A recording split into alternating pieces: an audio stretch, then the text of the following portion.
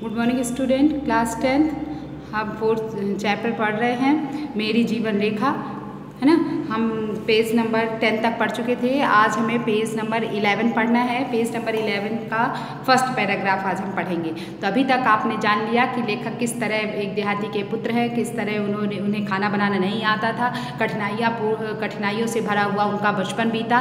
फिर वो पढ़ने के लिए दूर गए और दूर जा कर के उन्होंने संस्कृत भाषा और भाषाओं का ज्ञान प्राप्त किया और फिर उन्होंने ज्ञान प्राप्त करने के बाद नौकरी की। अपने जीवन के लिए 4 सिद्धांत बनाए। 4 सिद्धांत बनाने के बाद उन्होंने नौकरी की और उनके फिर नेक्स्ट पैराग्राफ में आपने जाना कि नौकरी करने के बाद जो उनके मालिक थे उन्होंने उनसे काम कराने की मतलब दूसरों पर अत्याचार कराने की कोशिश की और इसके तहत उन्होंने नौकरी छोड़ दी। और नौकरी छोड़ने के बाद भी उन्होंने बहुत सिफारिश की कि नौकरी वापस कर लें, लेकिन उन्होंने नौकरी करने से मना कर दिया क्योंकि उनकी पत्नी ने कहा क्या थूक कर भी कोई चाटता है। फिर इसके बाद उन्होंने अपने पिता के बारे में बताया कि उनके पिता जो है ईस्ट इंडिया कंपनी में कार्य करते थे। ईस्ट इंडिया कंपनी में कार्य करते पलटन में थे और एक बार उनकी पलटन जो है बागी हो गई और उनके पिता जो है सतलुज नदी की बेगवती धारा में अपने आप को समर्पित कर दिया, मतलब नदी में कूद पड़े। और नदी में कूदने के बाद उन्होंने अब 1 महीने के बाद वो अपने घर लौटे और घर लौटने के बाद उन्होंने जो है नौकरी करना प्रारंभ किया और किस तरह उन्होंने अपना जीवन बिताया ये आपने जाना। फिर उसके बाद उन्होंने अपने दादाजी के बारे में बताया कि उनके दादाजी किस प्रकार के थे। संस्कृतज्ञ थे वे दादाजी और दादाजी से भी उन्हें ज्ञान प्राप्त हुआ। लेखक कहते हैं मुझे पता नहीं मुझे ज्ञान कहाँ से प्राप्त हुआ, पिता से या मेरे दादाजी से या मेरे ही कुछ पूर्व जन्मों के कर्मों से प्राप्त हुआ, मुझे ये नहीं मालूम। और इस प्रकार मैं धीरे धीरे मैं अपने आप को सबसे बड़ा कवि समझने लगा और फिर मुझे मालूम चला कि ये मेरी बहुत बड़ी भूल थी, मेरे से मैं अपने आप को वहाँ कवि समझ रहा था। इसके बाद मैंने पद्य लिखना छोड़ दिया और गद्य लिखना प्रारंभ कर दिया, है ना। इसके बाद हम यहाँ से पढ़ना स्टार्ट करते हैं। देखिए फर्स्ट चैप्टर। जब मैं झांसी में था तब वहाँ के तहसीली स्कूल के एक अध्यापक ने मुझे कोर्स की एक पुस्तक दिखाई। नाम था तृतीय रीडर। उसने उसमें बहुत से दोष दिखाए, बहुत दोष मतलब कमियाँ। जब मैं झांसी में था तब वहाँ के तहसीली स्कूल के एक अध्यापक ने मुझे कोर्स की एक पुस्तक दिखाई। उसके कोर्स में जो चलती थी पुस्तक, वो पुस्तक दिखाई। उस पुस्तक का नाम था तृतीय रीडर और उसमें मुझे बहुत सारे दोष दिखाए। उस समय तक मेरी लिखी हुई कुछ समालोचनाएं प्रकाशित हो चुकी थी। कुछ आलोचनाएं पुस्तक जो आलोचना करना मतलब बुराई करना, मतलब किसी भी पुस्तक की कमियों के बारे में जानकारी जनता को देना, है ना। तो वो जो है कुछ समालोचनाएं, ऐसी कविताएं ऐसी जो किताबें थी वो लिख चुके थे और इससे उस अध्यापक ने मुझसे उस रीडर की भी आलोचना लिखकर प्रकाशित करने का आग्रह किया। वो जो अध्यापक था उसने मुझसे कहा कि इस पुस्तक के बारे में भी मैं आलोचना करूं। मैंने रीडर पढ़ी और अध्यापक महाशय की शिकायत को ठीक पाया। मैंने उस पुस्तक को पढ़ा और मैंने ये सोचा कि जो अध्यापक कह रहे हैं वो सही कह रहे हैं। नतीजा यह हुआ कि उसकी समालोचना मैंने पुस्तकाकार में प्रकाशित की और मैंने पुस्तकाकार में उसकी समालोचना को प्रकाशित किया। इस रीडर का स्वत्वाधिकारी था प्रयाग का इंडियन प्रेस।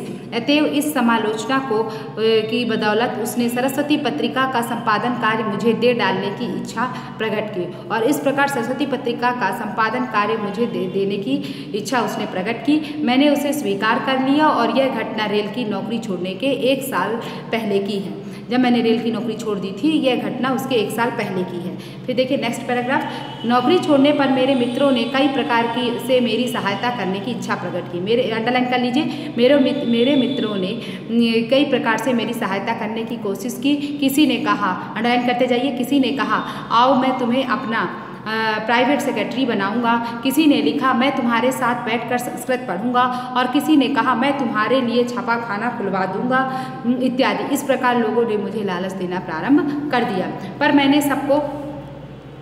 सबको अपनी कृतज्ञता की सूचना दे दी और लिख दिया कि अभी मुझे आपके सहायता की विशेष आवश्यकता नहीं है। और मैंने सभी अपने मित्रों को ये लिख दिया कि मुझे आपके सहायता की आवश्यकता नहीं है। मैंने सोचा अव्यवस्थित चित्त मनुष्य की सफलता में सदा संदेह करता है।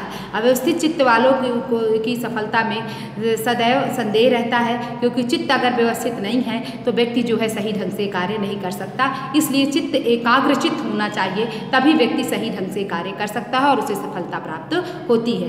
क्यों ना मैं अंगीकृत कार्य ही में अपनी सारी शक्ति लगा दूँ। मैंने सोचा जो मैं कार्य कर रहा हूँ उसमें ही अपनी सारी शक्ति लगा दूँ। प्रयत्न और परिश्रम की बड़ी महिमा है, क्योंकि प्रयत्न और परिश्रम करने से सफलता तो मिलती है, उसकी ये बात तो सभी जानते हैं और उस चीज़ की बड़ी महिमा है, सभी लोग जानते हैं। अतएव सब तज हरि भज, मतलब सब कुछ त्याग कर हरि का भजन कर।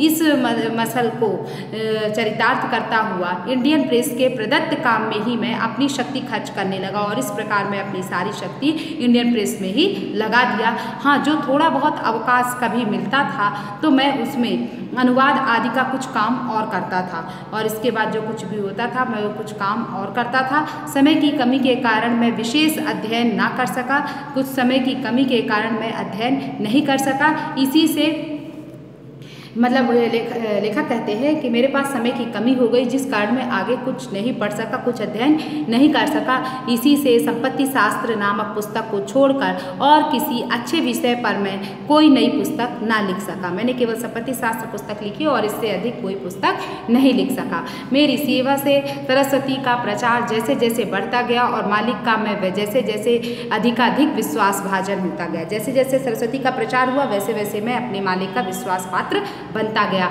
वैसे ही मेरी सेवा का बदला भी मिलता गया, और जैसे जैसे मैं सेवा कर रहा था उसे बदला भी मुझे मिला, और मेरी आर्थिक स्थिति प्रायः वैसी ही हो गई जैसे रेलवे की नौकरी छोड़ने के समय थी। उसमें मेरी कारगुजारी कम दिवंगत बाबू चिंतामणि घोष की उदारता ही अधिक कारणीभूत थी। उन्होंने मेरे संपादन स्वतंत्र में कभी बाधा नहीं डाली। वे मुझे अपना कुटुंबी सा समझते रहे और उसके उत्तराधिकारी अब तक भी मुझे वैसे ही समझते हैं। देखिए, लेखक को इतना संकट आया लेकिन उन्होंने अपने सिद्धांतों के खिलाफ कार्य करना उचित नहीं समझा। किस तरह नौकरी छोड़ने के बाद भी उन्होंने कष्ट सह लिया लेकिन अपने उसूलों के विपरीत कार्य नहीं किया। इसी तरह हम सभी को इससे ये शिक्षा मिलती है कि हम सभी को भी चाहे जितनी भी परेशानियां आ जाएं लेकिन हमें कभी भी अपना जो है चित्त नहीं डगमगाना चाहिए, एकाग्रचित होकर के अपना कार्य करना चाहिए और किसी के सिफारिश या किसी के दिखावे पर नहीं आना चाहिए और अपने सिद्धांतों के या अपने उसूलों के विपरीत कार्य नहीं करना चाहिए, चाहे जीवन में कितनी भी परेशानियां आ जाए। लेखक ने हमें यहाँ पर यही बताया कि देखिए उनकी नौकरी छूट गई लेकिन उन्हें कितना कष्ट हुआ, मगर फिर भी उन्होंने जीवन में देखिए प्रयास करते रहे, प्रगति भी पाते रहे। कठिन परिश्रम से जो है प्रगति तो संभव होती ही है और उन्होंने कठिन परिश्रम किया और फिर से अपने आप को उसी जगह ला लिया जहाँ पर तो वे नौकरी छोड़ने पर के बाद भी थे। चलिए लास्ट पैराग्राफ देखिए। इस समय तो कितनी ही महारानियां हिंदी का गौरव बढ़ा रही हैं, अब उस समय एकमात्र सरस्वती ही पत्रिकाओं की रानी नहीं पाठकों की सेविका थी। तब उसमें कुछ छापना या किसी के जीवन चरित्र आदि प्रकाशित करना जरा बड़ी बात समझी जाती थी। दशा ऐसी होने के कारण मुझे कभी कभी बड़े बड़े प्रलोभन दिए जाते थे। देखिए अंडरलाइन कर लीजिए, लेखक को कैसे प्रलोभन दिए जाते हैं। प्रलोभन मीन्स होता है लालच। लेखक को लालच दिया जाता था। कोई कहता मेरी मौसी का मरसिया छाप दो, मैं तुम्हें निहाल कर दूंगा। अंडरलाइन करते जाइए, मेरी मौसी का मरसिया छाप दो, मैं तुम्हें निहाल कर दूंगा। कोई लिखता अमुक सभापति की स्पीच छाप दो, मैं तुम्हारे गले में बनारसी दुपट्टा डाल दूंगा। कोई आज्ञा देता मेरे प्रभु का सचित्र जीवन चरित्र निकाल दोगे तो तुम्हें एक बढ़िया घड़ी या रेलगाड़ी या पैरगाड़ी नजर की जाएगी। इस तरह उन्हें लेखक को जो है लालच देने लगे। इन प्रलोभनों पर मैं बहरा और गूंगा बन जाता, मतलब ना तो मैं सुनता था और ना ही कुछ जवाब देता था, और सरस्वती में वही मसाला जाने देता जिससे मैं पाठकों का लाभ समझता था। प्रश्न ये उठता है कि लेखक जो है सरस्वती पत्रिका में कौन सा मसाला डालते थे, वो क्या समझते थे जिसमें पाठकों का लाभ हो, वो वही लिखना चाहते थे। मैं उनकी रुचि का सदैव ख्याल रखता और यह देखता रहता कि मेरे किसी काम